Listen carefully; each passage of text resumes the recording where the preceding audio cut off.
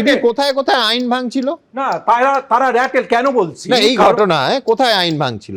বরঞ্চ তুমি তো এই প্রশ্ন করতে পারতে যে ইডি কেন এতদিন পরে এই তদন্তে ঢুকলো। আসছি তো, সেটা তো আইন মেনে তদন্ত তো তুমিও নিশ্চয়ই চাইবে, সবাই চাইবে।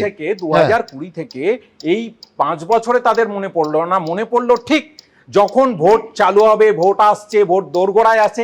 এই চিত্রনাট্য সুমনদা আমরা আগে দেখিনি, আপনি দেখেননি, আমাদের যারা দর্শকরা আছেন তারা দেখেননি। প্রত্যেকটা জায়গায় এইভাবে করে তারা ভেবেছিল তাদেরকে পরাস্ত করবে। ভুলে গেছেন এই বাংলার মাটি, উল্লাসকর দত্তের মাটি, প্রীতিলতার মাটি, এখানে এইভাবে ভোট ওরা জিততে পারবে না।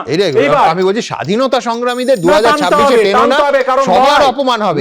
তোমরা বাংলা বাঙালির কথা বলো, ওনাদের অপমান করো না, নিজেদের মধ্যে রাখো না, স্টুডিওর মধ্যে রাখো, তন্ময় সজলে রাখো, ভালো লাগবে। জায়গা আমি বলছি সেই লড়াইয়ের মুখে ওনারা ভেবেছিলেন পুরোটাই হচ্ছে খোলা, আর কোথাও কেউ অপ্রতিরোধ্য, আমাদেরকে কেউ আটকাতে পারবে না। সেই জায়গায় মমতা বন্দ্যোপাধ্যায় এখনো দেখিয়ে দিয়েছেন যে বাংলাকে এইভাবে দখল করতে এলে তার বিরুদ্ধে প্রতিবাদ হবে। এবং ঠিকই তো, আজকে 2 মাস আগে আমাদের যত নির্বাচনের জিনিসপত্র সেগুলো তুলে নিয়ে চলে যাবে, এবং সেক্ষেত্রে তারা প্রশ্ন করবে না, বাংলার মানুষ প্রশ্ন করবে না, যা আমাদের দল প্রশ্ন করবে না, নিশ্চয়ই প্রশ্ন করবে।